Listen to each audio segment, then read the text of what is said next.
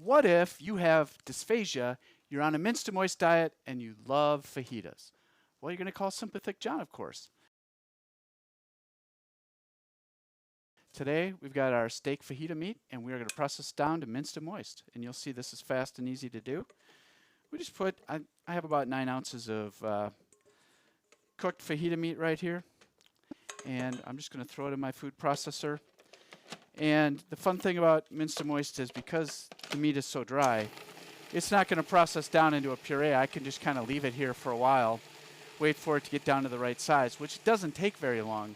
But if I got distracted over here a little bit, it's not going to run down to the wrong consistency. And the reason is because it's pretty dry, and it needs a little bit of moisture to actually go down to a puree. But what we do end up with is some beautiful minced and moist sized pieces in here. And I'm just going to take out the blade. We dump it all into our bowl.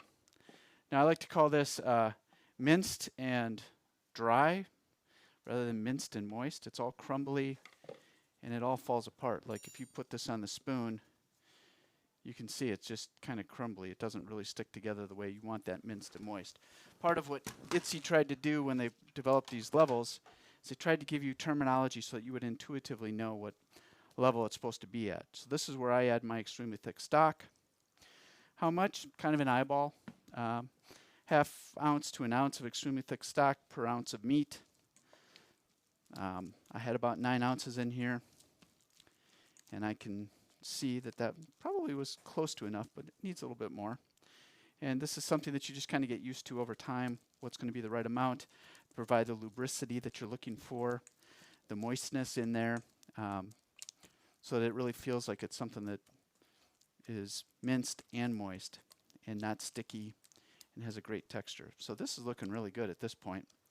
I've got 3 tests for minced and moist. First, I make sure that it goes through the tines of the fork.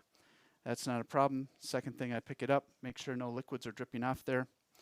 And then the third test, which is always the interesting one, is the spoon tilt test, where we grab it, we turn it, and with only a gentle flick of our wrist, does it come off cleanly? And it did, very much so.